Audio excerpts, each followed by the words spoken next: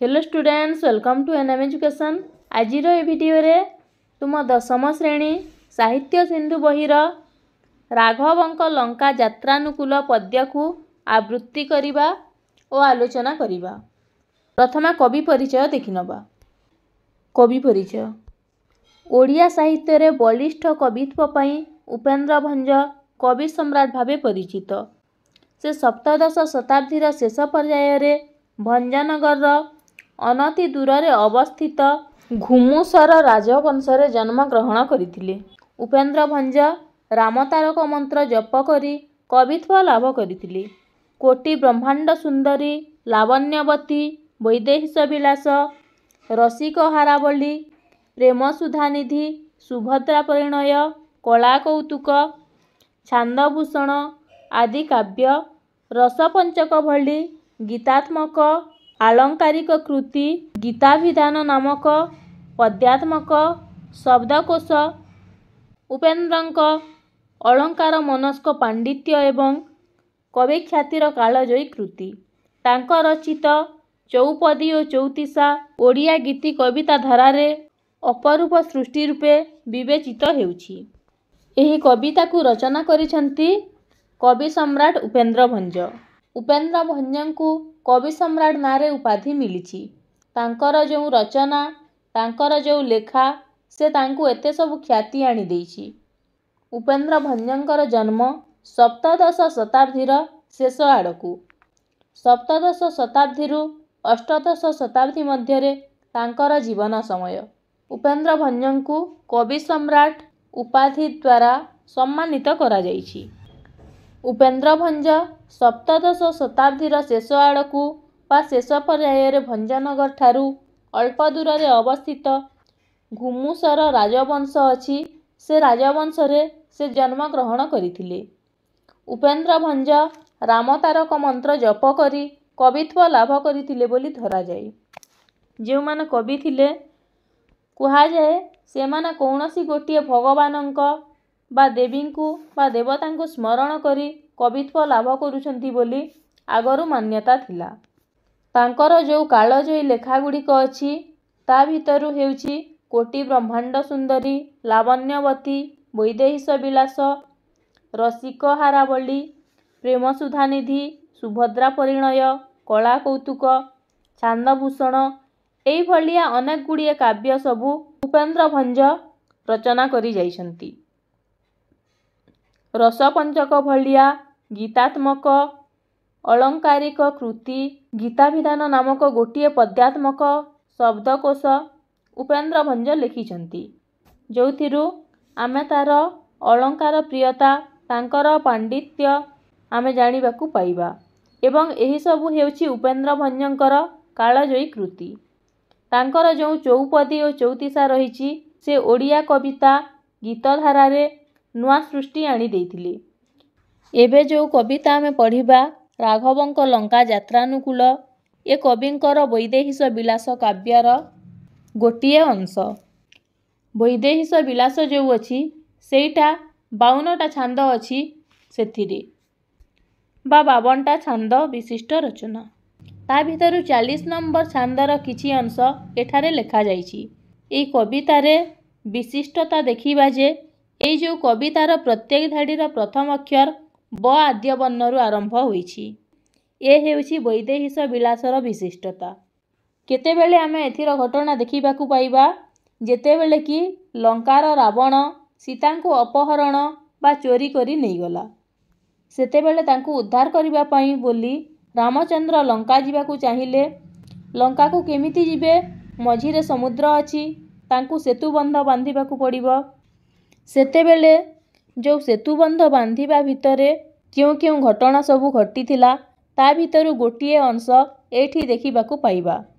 एई कवितारे आमे अनेक जिनिस शिखिबा मध्य। उपेन्द्र भंजंकर जो अलंकार प्रियता रहिछि एई कवितारु आमे देखिबाकु पाइबा। तांकर जो शब्द गुड़ी को संयोजन करिवार कौशल रहिछि से विषय रे मध्य आमे देखिबा। ता सहित समाज को गोटिए नीतिनिष्ठ वार्ता मध्य एठिरे देबाकु मिलिछि। से विषय रे आजि आमे डिटेल बा भल भावरे देखिबा। ରାମଚନ୍ଦ୍ର 14 ବର୍ଷ ପାଇଁ ବନବାସ ଯାଇଥିଲେ। ଆମେ ଏକଥା ଆଗରୁ ଜାଣିଛେ। ଏହି କବିତାଟି ଆବୃତ୍ତି କରିବା ପୂର୍ବରୁ ଆମେ ଏହି କବିତା ବିଷୟରେ କେତେଗୁଡ଼ିଏ କଥା ଜାଣିନେବା। ରାଘବ କିଏ? ରାଘବ ହେଉଛନ୍ତି ରାମଚନ୍ଦ୍ର, ଯିଏକି ରଘୁବଂଶ ମୌଡ଼ମଣି। ଆମେ ଏମିତି ଯଦି କହିବା ଯେ ରଘୁବଂଶରେ ତ ଏତେ ଜଣ ବ୍ୟକ୍ତି ଥିଲେ ଏବଂ ରାମଙ୍କର ମଧ୍ୟ ଆହୁରି 3 ଭାଇ ଥିଲେ, ତେବେ ରାମଚନ୍ଦ୍ରଙ୍କୁ ରାଘବ କ'ଣ ପାଇଁ କୁହାଯାଏ? ରାମଚନ୍ଦ୍ର ହେଉଛନ୍ତି ମର୍ଯ୍ୟାଦା ପୁରୁଷୋତ୍ତମ, ଅନ୍ୟ ସବୁ ପୁରୁଷମାନଙ୍କ ମଧ୍ୟରେ ସବୁଠାରୁ ଉତ୍ତମ ଏବଂ ରଘୁବଂଶର ଯେଉଁ ବଡ଼ ବଡ଼ କାର୍ଯ୍ୟ କରି ଯାଇଛନ୍ତି ରାମଚନ୍ଦ୍ର, ସେଇଥିପାଇଁ ତାଙ୍କୁ ରାଘବ ବା ରଘୁବଂଶ ମୌଡ଼ମଣି ବୋଲି କୁହାଯାଏ। ରାମଚନ୍ଦ୍ରଙ୍କ ନାଁ ରାଘବ କାହିଁକି ହେଲା? କାହିଁକି ନା ସେ ରଘୁବଂଶରେ ଜନ୍ମଗ୍ରହଣ କରିଥିଲେ। ରାମଚନ୍ଦ୍ରଙ୍କ ଜୀବନରୁ ଅନେକ ଜିନିଷ ଆମେ ଶିଖିବାର ଅଛି, କିନ୍ତୁ ଏଇ ଯେଉଁ କବିତା ଅଛି, ଏଇ କବିତାରେ ଆମେ ସେଇ ଯେଉଁ ରାମଚନ୍ଦ୍ରଙ୍କ ସମୟର ଗୋଟିଏ ଛୋଟ ଘଟଣାର ଛୋଟ ଅଂଶ ଆମେ ଏହି କବିତାରୁ ପଢ଼ିବା। ଯେତେବେଳେ କି ରାଘବ ଲଙ୍କା ଯିବା ପାଇଁ ବୋଲି ଯାତ୍ରା ଅନୁକୂଳ କରୁଥିଲେ, ଯାତ୍ରାନୁକୂଳ ମାନେ ଯାତ୍ରା ଅନୁକୂଳ, ଲଙ୍କାଟା ହେଉଛି ଏବେ ଯେଉଁ ଶ୍ରୀଲଙ୍କା ଅଛି ସେଇଟା, କିନ୍ତୁ ଅନେକ ମାନନ୍ତି ଯେ ସେଇଟା ସିଂହଳ ଦ୍ୱୀପ ଥିଲା। ସିଂହଳ ଦ୍ୱୀପ ଏବଂ ଲଙ୍କା ଦୁଇଟା ଭିନ୍ନ ଭିନ୍ନ। ଶ୍ରୀଲଙ୍କା ଯେଉଁ ଏବେ ଅଛି ଏବଂ ସିଂହଳ ଦ୍ୱୀପ ଦୁଇଟା ଭିନ୍ନ ଭିନ୍ନ ବୋଲି କୁହାଯାଏ। ରାଘବ ଯେତେବେଳେ ଲଙ୍କା ଯିବା ପାଇଁ ବାହାରିଥିଲେ, ସେତେବେଳେ ଯାତ୍ରା ଅନୁକୂଳ କରୁଥିଲେ। ସେ ସମୟର ଘଟଣା ସବୁ ଏହି ରାଘବଙ୍କ ଲଙ୍କା ଯାତ୍ରାନୁକୂଳ କବିତାରେ ଲେଖାଯାଇଛି। ପ୍ରଥମେ କବିତାକୁ ଆବୃତ୍ତି କରିବା, ତାପରେ ଆଲୋଚନା ମଧ୍ୟ କରିବା। ବଳିଲା ରାଘବ ଆଶା ସୀତା ପ୍ରାପତିରେ, ବିଚାରିଲେ ସିନ୍ଧୁପତି ଯିବା ପର୍ବତରେ ଯେ। ବଳିଲା ମାନେ ହେଉଛି ବଢ଼ିଲା, ରାଘବ ମାନେ ରାମଚନ୍ଦ୍ର, ପ୍ରାପତିରେ ମାନେ ପ୍ରାପ୍ତ କରିବାରେ, ଅର୍ଥାତ୍ ରାମଚନ୍ଦ୍ରଙ୍କ ଆଶା ବଢ଼ିଲା କେଉଁଥିରେ? ସୀତାଙ୍କୁ ପ୍ରାପ୍ତ କରିବାରେ ବା ପାଇବାରେ। ରାବଣ ସୀତାଙ୍କୁ ଚୋରି କରି ନେଇଛି, ଆଉ ଥରେ ତାଙ୍କୁ ଉଦ୍ଧାର କରି ଆଣିବେ। ତେଣୁ ସୀତାଙ୍କୁ କେମିତି ସେ ରାବଣ କବଳରୁ ଉଦ୍ଧାର କରି ନିଜ ପାଖକୁ ଆଣିବେ, ରାମଙ୍କ ମନରେ ଏ ଆଶା ରହିଲା ବା ଆଶା ପୋଷଣ କଲେ। ତେବେ ସେ କେମିତି ସୀତାଙ୍କୁ ଉଦ୍ଧାର କରିବେ? ରାମ ଚିନ୍ତା କଲେ, କ'ଣ କରିବି? ନା ଏପଟେ ତ ଭାରତବର୍ଷ, ସେପଟେ ଶ୍ରୀଲଙ୍କା। ଯେଉଁ ଲଙ୍କା ଥିଲା ଏବେ ତାହା ଶ୍ରୀଲଙ୍କା, ମଝିରେ ଅଛି ସମୁଦ୍ର। ଏଇଟା ତ୍ରେତୟା ଯୁଗର କଥା। ବୁଡ଼ିଗଲା ପକାଇଲେ କପି ଯେତେ ଗିରି, ବୁଦ୍ବୁଦନ ଦିଶେ ଜଳ ଫି ଫି କୃତି କରିଯେ। କପି ମାନେ ବାନର ବା ମାଙ୍କଡ଼, ଗିରି ମାନେ ହେଉଛି ପର୍ବତ। ତେବେ ସେତେବେଳେ ତ ବ୍ରିଜ ନଥିଲା, ଗୁଡ଼ାଏ ବଡ଼ ବଡ଼ ପଥର ବା ପର୍ବତ ଆଣି ଆଗ ସାଗରଟାକୁ ପୋତିବାକୁ ପଡ଼ିବ, ମାନେ ଗୋଟିଏ ରାସ୍ତା ତିଆରି କରିବାକୁ ପଡ଼ିବ ସମୁଦ୍ର ମଝିରେ। ପର୍ବତକୁ ପୋତିକି ଆମକୁ ଲଙ୍କାକୁ ଯିବାକୁ ପଡ଼ିବ। ପ୍ରଭୁଙ୍କର ଯେଉଁ ସୈନିକମାନେ ଥିଲେ, ରାମଚନ୍ଦ୍ରଙ୍କର ସୈନିକ, ସେଥିରେ ଜଣେ ଭାଲୁ ଥିଲେ, ଯାହାଙ୍କ ନାଁ ହେଉଛି ଜାମ୍ବବାନ, ଏବଂ ସୁଗ୍ରୀବ, ଅଙ୍ଗଦ ଯେତେ ଥିଲେ ସେମାନେ ସବୁ ହେଉଛନ୍ତି ହନୁମାନ।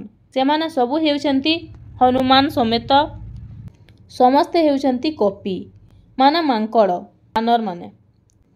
ବାନରମାନେ ଯେତେ ପର୍ବତ ଆଣି ପାଣିରେ ପକାଇଲେ, ସବୁ ପର୍ବତ ଗୁଡ଼ାକ ବୁଡ଼ିଗଲା ଏବଂ ଫି ଫି ଶବ୍ଦ କରିକି ସେଗୁଡ଼ାକ ବା ପର୍ବତ ଗୁଡ଼ାକ ଆଉ ଦିଶିଲା ନାହିଁ।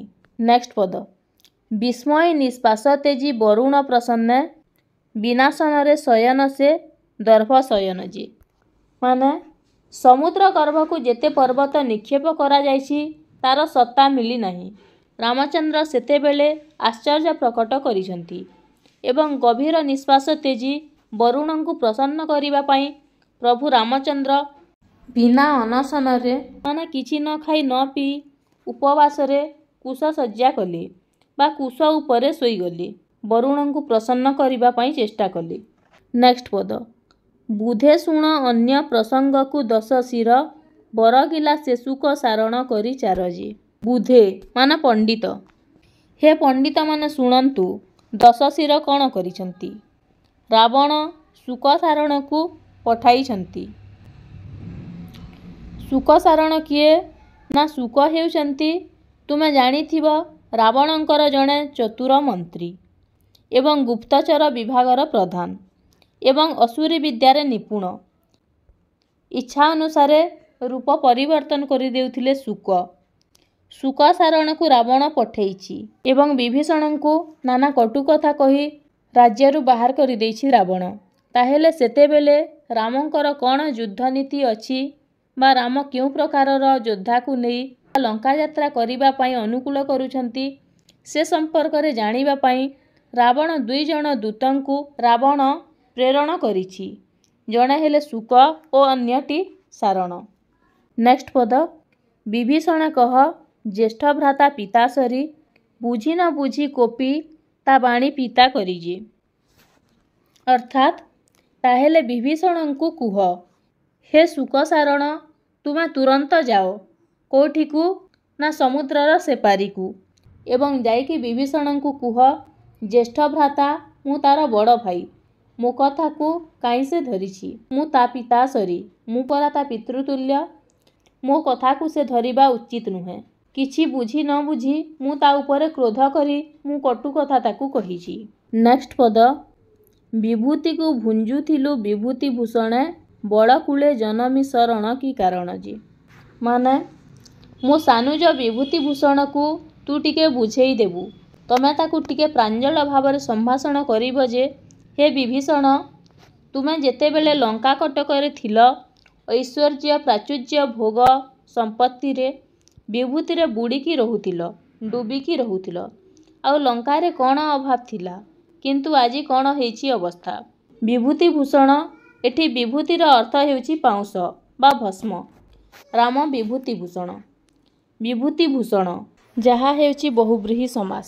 ବିଭୂତିକୁ ଯେ ଆଭୂଷିତ ହେଇଛନ୍ତି ଯେଉଁ ରାମ ନିଜ ଭସ୍ମ ବେଲବନ ଶରୀର ଆଜି ବନଚାରୀ ବେଶରେ ଆଜି ଜଣେ ତପସ୍ୱୀ ବେଶରେ ବୁଲୁଛନ୍ତି ରାମ ଆଉ ଲକ୍ଷ୍ମଣ ଯାହାଙ୍କର ଭସ୍ମ ହେଉଛି କେବଳ ଏକମାତ୍ର ସମ୍ପତ୍ତି। ତୁମେ ସେଇ ବିଭୂତି ଭୂଷଣଙ୍କ ନିକଟରେ ବଡ଼ କୂଳେ ଜନମି ଶରଣ କି କାରଣେ।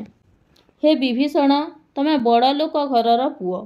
ତୁମେ ବିଶ୍ରବା ଋଷିଙ୍କର ପୁତ୍ର। ଦଶଗ୍ରୀବ ରାବଣର ହେଉଛ ସାନୁଜ। ଲଙ୍କାର ହେଉଛ ତମେ ଅନ୍ୟତମ ମନ୍ତ୍ରୀ। କିନ୍ତୁ ବଡ଼ କୂଳେ ଜନମି ଆଜି ଗୋଟିଏ ସାମାନ୍ୟ ଜଣେ ତପସ୍ୱୀଙ୍କର ଶ୍ରୀଚରଣ ତଳେ ଶରଣ ନେବା ତମର ଏହା ଠିକ୍ ନୁହେଁ। ତେଣୁ ତମେ ଉକ୍ତ କଥା ନିଶ୍ଚିତ ଭାବେ ବିଭୀଷଣଙ୍କୁ ବୁଝେଇବ। ଏହି ଉକ୍ତିରେ ରାବଣର ଯେଉଁ କୂଟନୀତି ପ୍ରବଣତା ରହିଛି ରାବଣର ଯେଉଁ ତୀକ୍ଷ୍ଣ କୂଟନୀତି ବୁଦ୍ଧି ତାହା ପରିପ୍ରକାଶ ଘଟିଛି। ରାମଙ୍କର ସୈନ୍ୟବଳ ଭିତରେ ଫାଟ ସୃଷ୍ଟି କରିବା ପାଇଁ ରାମଙ୍କ ସୈନ୍ୟବଳ ଭିତରେ ଭେଦ ସୃଷ୍ଟି କରିବା ପାଇଁ ଶୁକ ସାରଣଙ୍କୁ ପଠାଇଛନ୍ତି ଦଶଗ୍ରୀବ ରାବଣ। ପିଲାମାନେ ଆଜି ପାଇଁ ଏତିକି। ଆମେ ନେକ୍ସଟ ଭିଡ଼ିଓରେ ବାକି ପଦଗୁଡ଼ିକ ଆବୃତ୍ତି କରିବା ଏବଂ ଆଲୋଚନା କରିବା।